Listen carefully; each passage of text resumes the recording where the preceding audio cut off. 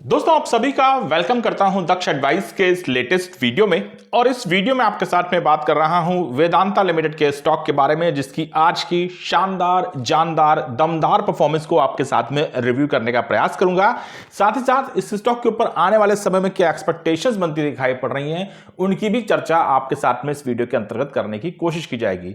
Video की शुरुआत हमेशा की तरह ही उस डिस्क्लेमर से करूंगा जो ये कहता है कि ये वीडियो आपके साथ में किसी भी आधार पर रिकमेंडेशन के बेसिस पर डिस्कस नहीं किया जा रहा है।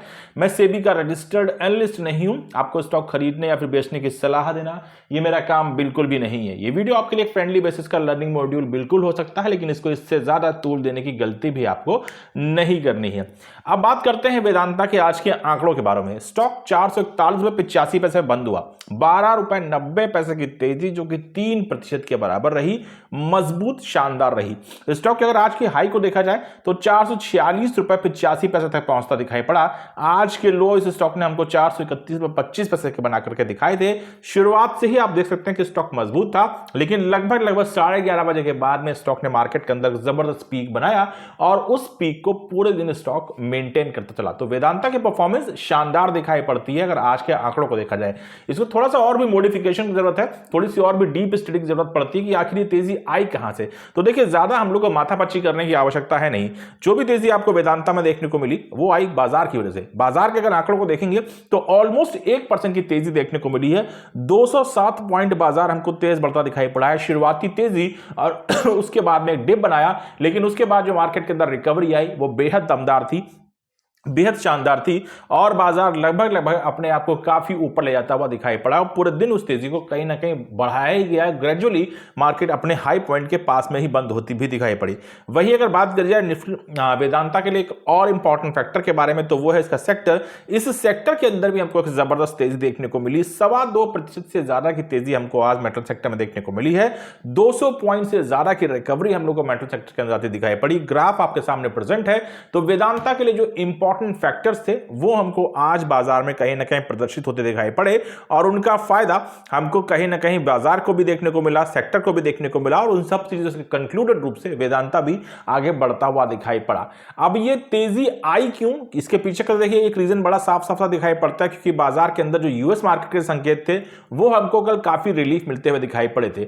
लेकिन वेदांता के लिए सबसे ज्यादा इंपॉर्टेंट फैक्टर जो काम करता दिखाई पड़ रहा है वो गवर्नमेंट की तरफ से आता दिखाई पड़ा, आरबीआई की तरफ से दिखाई पड़ा, जब उन्होंने लिक्विडिटी को बढ़ाने के बारे में बात करी, जिसका फायदा पूरे बाजार को मिलता हुआ दिखाई पड़ा है। इसके बारे में डिटेल में चर्चा आज जरूर करना चाहूंगा, लेकिन सबसे पहले अगर वेदांता की ही तेजी को देखें तो मैं आपके साथ में थोड़ा सा और पीछे चलना चाहूंगा और एक और स्क्रीन को आपके सामने प्रेजेंट करूंगा जो आपके साथ में इसी ही हफ्ते की परफॉर्मेंस के बारे में बात करती है। वेदांता मार्केट के अंदर हमको 3 तारीख के दिन पे 387 रुपए के लोएस्ट नंबर पे भी गिरता हुआ दिखाई पड़ा था। ग्राफ आपके सामने प्रेजेंट है, आप अंदाजा लगा सकते हैं कि वेदांता कितनी बुरी तरीके से टूटता दिखाई पड़ा था। 380 का नंबर मैंने आपसे डिस्कस किया था कि अगर वो नंबर वेदांता से बीट नहीं हुआ या फिर उस नंबर को वेदांता क्रॉस कर गया तो हो सकता है कि वेदांता आने वाले समय में हमको 350 की रैली में पार्टिसिपेट करता दिखाई पड़ जाए।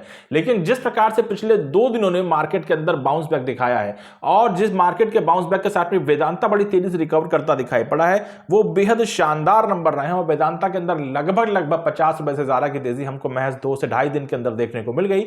ये एक बहुत बड़ा रीजन है कि वेदांता अपनी मुसीबतों से ऊपर निकलता हुआ दिखाई पड़ा है। अब देखिए, अगर मैं आप किसी भी ज्यादा चीजों को घुमा फिरा करके ज्यादा कॉम्प्लिकेटेड ना बनाए बात करने की कोशिश करूं तो वेदांता की जो परफॉर्मेंस है उसके लिए जो इंपॉर्टेंट फैक्टर्स यहां पर दिखाई पड़ रहे हैं, अगर आप पिछले 6 महीने की परफॉर्मेंस को देख लेते हैं, जहां ये स्टॉक 526 रुपए की हाई बनाने के बाद में 387 रुपए के लो बनाता और वहां से रिकवर करता दिखाई पड़ रहा है या फिर बार बार ये वोलेटिलिटी देखने को मिल रही है, ये पूरी तरीके से मार्केट की जो परफॉर्मेंस है उसके ऊपर डिपेंडेंट हो रही है। मार्केट कैसा परफॉर्म करती है, वेदांता का सेक्टर यानी कि मेटल कैसा परफॉर्म करता है, इसके ऊपर वेदांता की परफॉर्मेंस हमको पिछले कुछ दिनों से लगातार डिपेंडेंट होती दिखाई पड़ी है। वेदांता के लिए जहां डीमर्जर से बहुत बड़ी खबर का मिला हुआ अप्रूवल भी किसी प्रकार से कोई बड़ी तेजी नहीं ला पाया, वहीं वेदांता के एक क्रेडिटर को जो अप्रूवल था उसके जो डीमर्जर का अप्रूवल था उसको भी एनसीएलटी द्वारा कैंसिल किया गया, उसकी भी कोई निगेटिव चीज वेदांता के ऊपर हावी होती नहीं दिखाई पड़ी। इसका बेस रीजन समझने का अगर हम प्रयास करेंगे तो देखिए यहां पे सिचुएशन ऐसी है कि वेदांता अपने आप को डीमर्ज कर रहा है। 90% चांसेस या मैं को 99% चांसेस बात के हैं कि वेदांता का जो डीमर्जर है वो बिना किसी कॉम्प्लिकेशन के आसानी से कंप्लीटेड हो जाएगा।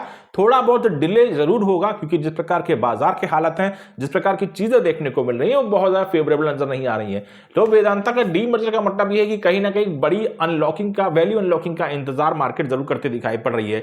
वेदांता अपने आप परफॉर्मेंस के आधार पर तो मजबूत है, इस चीज को मैंने कई बार डिस्कस भी किया है आपके साथ में, एक विस्तृत video may be by tomorrow जरूर आफ्टर द मार्केट डिस्कस करना चाहूंगा। लेकिन हां, अगर हम लोग ये चीजों को समझने का प्रयास करें तो वेदांता की जो परफॉर्मेंस है उसकी अगर वेदांता इंडिविजुअल स्टॉक या फिर एक कंपनी के रूप में देखने की कोशिश करें तो वेदांता की परफॉर्मेंस में कोई भी कमी आती नहीं दिखाई पड़ी। इक्का दुक्का चीजें खराब हुई है, वो हर जगह होती है क्योंकि नथिंग कैन बी 100%। अब इस सिचुएशन को देखते हुए जो वेदांता के अंदर दिक्कतें हैं वो जो भी आकर देखने को मिल रही है, जो प्राइस एक्शन में देखने को मिल रही है, वो पूरी तरीके से मार्केट डिपेंडेंट है। अब जाहिर सी बात है कि अगर अमेरिका की तरफ से वर्ल्ड में टेंशन दी जाएगी, चाइना की तरफ से वर्ल्ड में कोई टेंशन क्रिएट होती दिखाई पड़ेगी तो मेटल सबसे ज्यादा हैम्पर होने वाला सेक्टर होगा। उसके बाद में आईटी दूसरा सबसे ज्यादा हैम्पर होने वाला सेक्टर होने वाला है और इन दोनों सेक्टरों पे इस चीज की गाज ज्यादा बढ़ती दिखाई पड़ती है। तो ये मोटे मोटे वो फैक्टर हैं जिनकी वजह से वेदांता की परफॉर्मेंस भी मार्केट के अंदर हमको बार बार डिक्लाइन होते दिखाई पड़ती है जब भी बाजार गिरता है। लेकिन जैसे ही मार्केट रिकवर होती है वेदांता उसी इंटेंसिटी के साथ में मार्केट में रिकवर भी करने का प्रयास करता है, क्योंकि जैसे ही मार्केट के अंदर ये सिचुएशंस निकल करके आती हैं, जैसे ही आपको ये चीजें देखने को मिलती हैं, आपको मालूम पड़ता है कि वेदांता के पास में इतनी पोटेंशियल है, इतनी वैल्यू है और उसके पास में इतनी बड़ी वैल्यू मौजूद है अनलॉक होने के लिए कि मार्केट के हल्के से पुश के साथ ही वेदांता तुरंत उछाल लेना शुरू कर देता है। अब इन चीजों को अगर मैं आपके साथ में डिटेल में डिस्कस करने का प्रयास करूं तो यही है कि मार्केट की जो सिचुएशन है, अगर मार्केट आपको फेवरेबल नहीं दिखाई पड़ रही है तो वेदांता के अंदर आपको फ्रस्ट्रेशन दिखाई पड़ेगी। हो सकता है कि आपको वो चीजें खराब लगे, हो सकता है कि कहीं ना कहीं आपका कॉन्फिडेंस भी स्टॉक के ऊपर लूज होता दिखाई पड़े। तो मैं आपसे यही कहूंगा कि आप स्टॉक रखें, बेचें, खरीदें, वो आपकी अपनी मर्जी है। लेकिन अगर आप वेदांता की परफॉर्मेंस से किसी प्रकार से अनहैप्पी है, अगर आपको लगता है कि स्टॉक की परफॉर्मेंस आपके कहीं ना कहीं वो up to the mark number नहीं दिखा पा रही है, तो मैं आपसे एक बार जरूर कहूंगा कि वेदांता की परफॉर्मेंस को ग्राफ चार्ट के आधार पर या फिर प्राइस पैटर्न के आधार पर एक बार मार्केट से भी कंपेयर कीजिएगा, एक बार मेटल के सेक्टर से भी कंपेयर कीजिएगा और एक बार मार्केट के अपने उन पोर्टफोलियो स्टॉक्स या फिर मार्केट के टॉप 20, 25 या 30 स्टॉक्स को निकाल लीजिएगा जो कि लार्ज कैप में बिलोंग करते हैं और उनकी प्राइस से भी, उनके भी प्राइस एक्शन से कंपेयर करने का प्रयास कीजिएगा। आपको सब के सब सेम पैटर्न पे काम करते दिखाई पड़ेंगे। तो as per my understanding Vedanta market के अकॉर्डिंग ही चलता दिखाई पड़ रहा है। बाजार नीचे है तो स्टॉक नीचे है और बाजार अगर ऊपर है तो स्टॉक भी ऊपर आ रहा है। यहां पे मतलब यही है कि पेशेंस अगर है तो यहां पे काम बनता दिखाई पड़ सकता है, यहां पे कुछ बड़े नंबर दिखाई पड़ सकते हैं। अब मैं ये नहीं कहूंगा कि मैं वेदांता में 500, 600, 800 नंबर के बारे में सोच रहा हूं। मेरा मानना यह है कि अगर निफ्टी के पास में वो पोटेंशियल है कि वो आपको 2025 के अंदर 25,000, 26,000, 27,000 की वैल्यू दिखा सकता है तो वेदांता से भी मैं पूरी उम्मीद करता हूं कि वेदांता भी इस प्रकार की परफॉर्मेंस दिखाएगा। अगर मैं निफ्टी से उम्मीद कर सकता हूं कि आने वाले 2, 3, 4, 5 सालों के अंदर ये सेक्टर है निफ्टी 50 का, ये हमको 30,000 के ऊपर या 32,000, 35,000 पहुंचता दिखाई पड़ सकता है, तो मुझे लगता है कि वेदांता भी उस प्रकार की परफॉर्मेंस दिखाने की पूरी पोटेंशियल्स रखता है। तो मैं आपसे यही कहूंगा कि एक बार इन चीजों को थोड़ा सा कंपेयर करने का प्रयास कीजिए वेदांता की। अगर आप अभी की तेज की परफॉर्मेंस से बहुत ज्यादा हैप्पी हैं तो मैं आपसे बार बार कहूंगा कि देखिए यहां पे स्टॉक के द्वारा कोई बहुत बड़े मोमेंटम क्रिएट नहीं किए जा रहे हैं। हां, अगर वेदांता का स्टॉक ऊपर जा रहा है, नीचे जा रहा है तो टेक्निकल चार्ट जरूर बताते हैं कि कितना नीचे या कितना ऊपर गिर सकता है, लेकिन जो डायरेक्शन का जो डिसीजन है वो पूरी तरीके से मार्केट के द्वारा तय किया जा रहा है। तो ये हो सकता है कि कल के दिन मार्केट में आपको डिप देखने को मिल जाए, ये हो सकता है कि अगले हफ्ते आपको मार्केट में डिप देखने को मिलेगा। अगर ऐसा होगा तो वेदांता फिर आपको मार्केट में नीचे गिरता दिखाई पड़ सकता है। और अगर मार्केट के साथ साथ स्टॉक नीचे आ रहा है तो उसमें चिंता वाली बात मुझे ज्यादा दिखाई नहीं पड़ती है। लेकिन यह भी तय है कि अगर मार्केट यहां से रिकवर करते दिखाई पड़ेगी, अगर मार्केट यहां से तेजी से अपनी जो भी पॉइंट इन्होंने लूज किए हैं उनको वापस से ऊपर क्रिएट करना शुरू कर देगी या फिर कहीं ना कहीं रीगेन करना शुरू कर देगी, तो वेदांता के साथ में भी एक्सपेक्टेशंस बिल्कुल लगाना संभव भी है, पॉसिबल भी है और मुझे लगता है कि फेयर भी है कि वेदांता भी उसी इंटेंसिटी के साथ में वापस से मार्केट के अंदर शार्पली ऊपर चढ़ने का प्रयास करता हुआ दिखाई पड़ सकता है। उन बेसिस पर मैं आपसे कहूंगा कि अपनी स्टडी को कंप्लीट करने का प्रयास कीजिएगा, अपने फाइनेंशियल एडवाइजर से इन चीजों को डिस्कस कीजिएगा, उसके बाद जो चीजें आपको सही लगे उनको फॉलो कीजिएगा। वीडियो का उपयोग सिर्फ और सिर्फ लर्निंग के लिए करिएगा, इससे ज्यादा इस वीडियो को तूल भी नहीं देना है, यह बात हमेशा ध्यान में रखिए। Thank you so much, have a nice day.